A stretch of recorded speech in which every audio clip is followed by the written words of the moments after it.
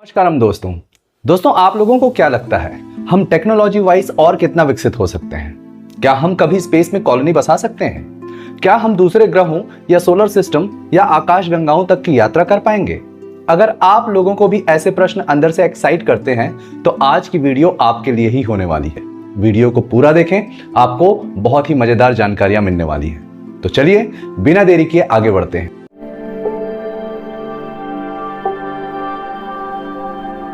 दोस्तों, मेरी पिछली वीडियो में मैंने टाइप्स ऑफ सिविलाइजेशन पर थोड़ी बात की थी। अगर आपने वह वीडियो नहीं देखी है तो प्लीज वह वीडियो जरूर देखें, लिंक आपको डिस्क्रिप्शन बॉक्स में मिल जाएगा। दोस्तों, उस वीडियो में मैंने चर्चा किया था कि क्या हम मानव जाति को आने वाले महाप्रलय जैसी स्थितियों से बचा पाएंगे, और अगर बचा पाएंगे तो यह कैसे होगा। इस दिशा में बात करते हुए मैंने वैज्ञानिकों द्वारा दिए सिद्धांतों के आधार पर यह बताया था कि यह तभी संभव होगा जब हम एक एडवांस्ड या विकसित सिविलाइजेशन बनकर उभरेंगे, जिसमें मैंने इन सिविलाइजेशंस को टाइप 1, टाइप 2 और टाइप 3 के तौर पर समझाया था। तो आज की वीडियो में हम इस साइंटिफिक क्लासिफिकेशन ऑफ सिविलाइजेशन को और समझने का प्रयास करेंगे। साथ ही यह भी जानेंगे कि यदि हम स्टेजेस को अचीव कर पाएं तो हम क्या क्या कर पाएंगे, और क्या यह हमारे अस्तित्व को बचाने के लिए, हमेशा के लिए बचाने के लिए काफी होगा। तो वीडियो बड़ी इंटरेस्टिंग होने वाली है। वीडियो को आखिर तक जरूर देखें।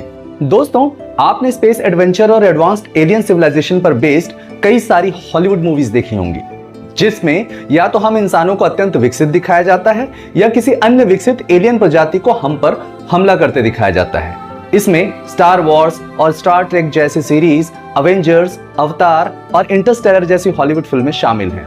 इसमें मेरी सबसे फेवरेट फिल्म है इंटरस्टेलर और अवतार, जो हॉलीवुड के दो ग्रेट डायरेक्टर्स क्रिस्टोफर नोलन और जेम्स कैमरून के द्वारा बनाई गई है। दोस्तों, इस जॉनर में आपकी फेवरेट फिल्म कौन सी है?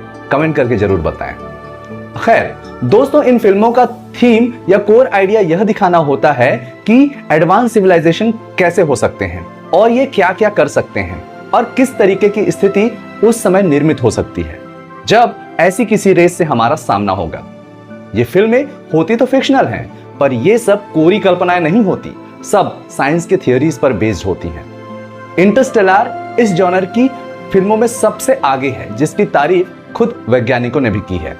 इस तरह के एडवांस सिविलाइजेशन की परिकल्पना पहली बार एक रशियन अंतरिक्ष वैज्ञानिक निकोलाई कार्डाशेव के द्वारा किया गया। उन्होंने 1964 में ब्यूराकन कॉन्फ्रेंस में एक पेपर साझा किया, जिसका टाइटल था transmission of information by extra terrestrial civilisation, जिसमें उन्होंने 3 तरह से सिविलाइजेशंस को क्लासिफाई किया। ये क्लासिफिकेशंस किसी सभ्यता के तकनीकी विकास के स्तर और वह कितनी मात्रा में ऊर्जा का उपयोग और स्टोरेज कर पाती है उस पर आधारित है। उन्होंने इसे टाइप 1, टाइप 2 और टाइप 3 सिविलाइजेशन के तौर पर क्लासिफाई किया। इसे के स्केल भी कहा जाता है, जो कार्डाशेव के नाम पर ही है।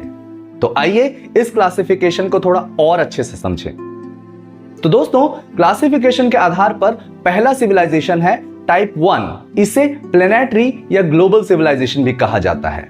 इस स्तर पर अगर कोई सभ्यता होगी तो वह अपने प्लैनेट में उपलब्ध सारे ऊर्जा स्रोतों का दोहन कर पाएगी और उनकी ऊर्जा को स्टोर करने में सक्षम होगी, जो कि मुख्यतः उसे अपने सोलर सिस्टम के सूरज से ही प्राप्त होगी। इसके साथ ही वे प्लैनेट में मौजूद रॉ मटेरियल से भी ऊर्जा एक्सट्रैक्ट कर पाएंगे, जिसके लिए वे न्यूक्लियर फिजन या न्यूक्लियर फ्यूजन जैसी तकनीक पर निर्भर करेंगे। इस सभ्यता की ऊर्जा उपयोग कर पाने की क्षमता उसके सोलर इंसोलेशन या सोलर इरेडिएशन के बराबर होगी। सोलर इरेडिएशन का अर्थ हो किसी ग्रह के पर यूनिट मीटर एरिया में पड़ने वाली सूरज की ऊर्जा। अगर हम धरती को सैंपल लें तो हमारा solar insulation 10 to the power 16 से लेकर 10 टू द पावर 17 तक की होगी, 17 वॉट तक की होगी, जो हमारे वर्तमान ऊर्जा कंजम्पशन से 3 टाइम्स ज्यादा होगी। इसका अर्थ यह हुआ कि अगर हम 10 की घात 16 से लेकर 10 की घात 17 वॉट ऊर्जा का उपयोग कर पाएं तो हम भी टाइप 1 सिविलाइजेशन बन पाएंगे। महान एस्ट्रोफिजिसिस्ट कार्ल सीगन के अनुसार हम अभी इस स्केल के अनुसार 0.7 पर हैं। टाइप 1 सभ्यता अपने ही सोलर सिस्टम में इंटरप्लैनेटरी ट्रेवल, अर्थात एक ग्रह से दूसरे ग्रहों की यात्रा कर पाएंगे या कम्युनिकेशन करने में सक्षम होंगे।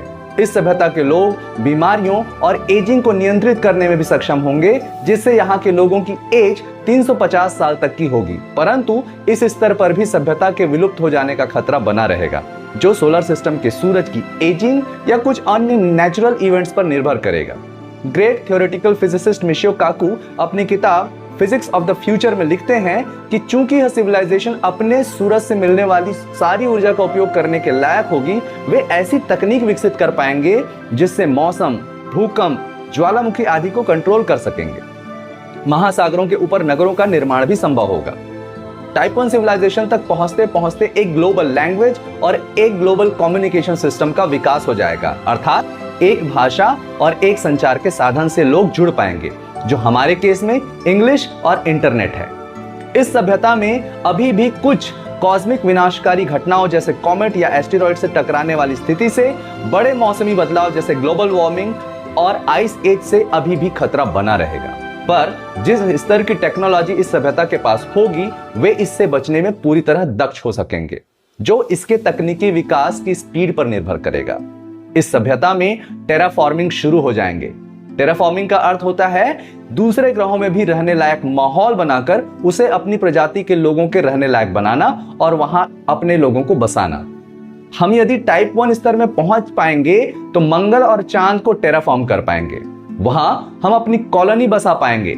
हालांकि अभी भी हम इन ग्रहों में सूट या मास्क की मदद से ही कंट्रोल्ड वातावरण से बाहर निकल पाएंगे। इस स्तर पर अन्य ग्रहों जिनकी दूरी सूरज के बहुत पास या दूर होगी, वहां टेराफॉर्मिंग करना कठिन होगा। दोस्तों, टाइप 1 सिविलाइजेशन के बाद नंबर आता है टाइप 2 सिविलाइजेशन का। इसे हम इंटरस्टेलर सिविलाइजेशन भी कह सकते हैं।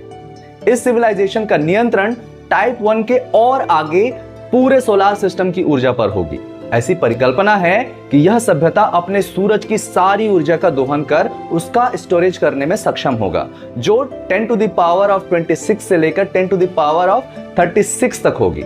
यह सभ्यता इतनी मात्रा में ऊर्जा पाने के लिए डायसन स्फीयर जैसी मेगा स्ट्रक्चर और अत्यंत ही विकसित टेक्नोलॉजी का उपयोग कर पाएगी। डायसन स्फीयर एक काल्पनिक मशीन है जो अत्यंत ही विशाल स्ट्रक्चर होगी, जो अपने सौर मंडल के सूरज के चारों ओर फैली होगी और उससे मिलने वाली ऊर्जा को सोख कर स्टोर कर पाएगी और ऊर्जा की अपनी जरूरतों को पूरा कर सकेगी। यह सभ्यता अपने सोलर सिस्टम में मौजूद सभी रॉ मटेरियल से फ्यूजन टेक्नोलॉजी की मदद से ऊर्जा निर्माण कर पाएगी।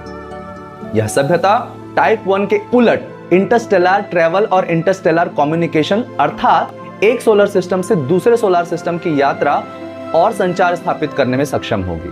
इस सभ्यता तक लोग सोलर सिस्टम के सभी प्लैनेट्स में टेराफॉर्मिंग या अपनी प्रजातियों को बसाने में सक्षम हो सकेंगे। इनके पास बड़े वातावरणीय चेंजेस जैसे ग्लोबल वार्मिंग या आइस एज और बड़े कॉस्मिक ब्रह्मांडीय खतरों का पर भी पूरा कंट्रोल होगा। इस सभ्यता का विकास और फैलाव इतना होगा कि उनके विलुप्त होने की संभावना लगभग नहीं के बराबर हो जाएगी। इस स्तर पर नैनो टेक्नोलॉजी इतनी उन्नत होगी जिसकी मदद से सिंथेटिक और नई बायोलॉजिकल इंसानी शरीर लोग बना पाएंगे, जिससे उनकी उम्र लगभग 350 से 500 साल तक की हो सकेगी। ये वर्म होल्स के थ्रू स्पीड ऑफ लाइट से भी ज्यादा तेजी से ट्रेवल कर पाएंगे। इस सभ्यता के पास ऐसी क्षमता होगी कि ये सोलर सिस्टम के अंदर ग्रहों की कक्षा को भी बदल सकेंगे और उन्हें जीवन के लिए अनुकूल उचित कक्षा में स्थापित भी कर सकेंगे, जिसे हम गोल्डीलॉक्स जोन या हैबिटेबल जोन भी कहते हैं। हमारे सोलर सिस्टम में धरती के आसपास कुछ हजारों मील का एरिया गोल्डीलॉक या हैबिटेबल जोन है, जो आपको इस चित्र में भी दिख रहा होगा। इस स्तर पर लोग बिना सूट या मास्क पहने इन प्लैनेट्स में रह पाएंगे। इस सभ्यता में मानव शरीर टेक्नोलॉजी के उपयोग से और दक्ष उन्नत होने लगेगा। दोस्तों, इसके बाद नंबर आता है टाइप 3 सिविलाइजेशन का। इसे इंटरगैलेक्टिक सिविलाइजेशन भी कहा जाता है, जो सबसे एडवांस सिविलाइजेशन होगी, जो अत्यंत ही उन्नत टेक्नोलॉजी से लैस होगी। इस सभ्यता के पास अपनी आकाशगंगा में मौजूद सारी ऊर्जा को उपयोग और स्टोर करने की दक्षता होगी, जो 10 टू द पावर ऑफ 36 से लेकर 10 to the power of 46 watt तक होगी। यह सभ्यता अपनी आकाशगंगा में मौजूद सारे सूर्यों अर्थात तारों से ऊर्जा प्राप्त कर सकेंगे। इसके लिए वे टाइप 2 की ही तरह डायसन स्फीयर का उपयोग करेंगे।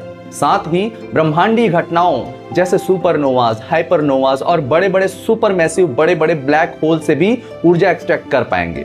ये वर्म होल्स के थ्रू इंटरगैलेक्टिक अर्थात एक आकाशगंगा से दूसरी आकाशगंगा तक की यात्रा और सब स्पेस टेक्नोलॉजी, जिसमें कोई डाटा या सूचना स्पीड ऑफ लाइट से कहीं ज्यादा स्पीड में इंटरस्टेलर सब स्टेशंस के माध्यम से दूसरे गैलेक्सीज तक पहुंचाए जा सकेंगे।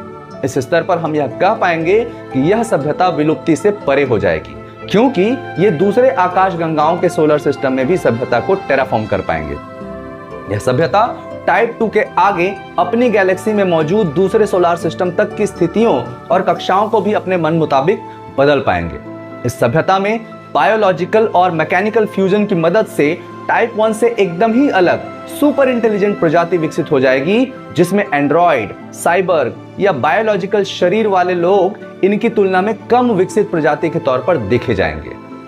इस सभ्यता में बायोलॉजिकल लोगों की उम्र 500 से 1000 साल तक की होगी और मेमोरिक बॉडी के तौर पर या वर्चुअली ये लोग अमर हो जाएंगे। दोस्तों, तो यह था के स्केल के आधार पर एडवांस सिविलाइजेशन का क्लासिफिकेशन, जिसमें हमने जाना कि इन स्टेजेस में एक प्रजाति क्या क्या और किस स्तर का कार्य कर पाएगी। दोस्तों, जैसा कि मैंने पहले ही बताया था कि हम वर्तमान में इस स्केल के आधार पर टाइप 0.7 सिविलाइजेशन है और मिशियो काकू के अनुसार सन 2100 तक शायद हम टाइप 1 सिविलाइजेशन बन पाएंगे और आगे कुछ हजार सालों में हम टाइप 2 को भी अचीव कर पाएंगे। हालांकि हमें यह विकास बहुत तेजी से करना होगा, वरना कॉस्मिक थ्रेट्स या वातावरणीय परिवर्तन हो सकता है कि हमें इससे पहले ही खत्म कर दे, विलुप्त कर दे। तो दोस्तों, आई होप कि आपको आज का वीडियो इंफॉर्मेटिव और एंटरटेनिंग लगा होगा। तो आज के लिए इतना ही, मिलते हैं अगले वीडियो में किसी नए टॉपिक के साथ। तब तक के लिए नमस्कारम, जय हिंद।